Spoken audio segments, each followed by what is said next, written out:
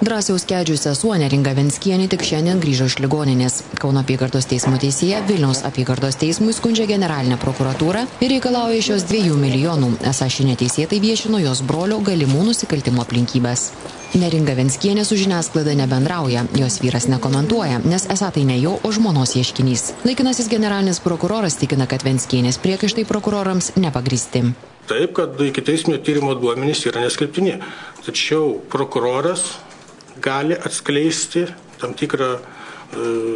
pateikti tam tikrą informaciją apie ikiteisminį tyrimą, jeigu tai nekenkia tolimesniai tyrimo eigai. Visiems reikalinga informacija, mes pateikėm tiek, kiek tai netrukdo tyrimui ir tai, kas yra nustatyta ir nekintama, yra faktai.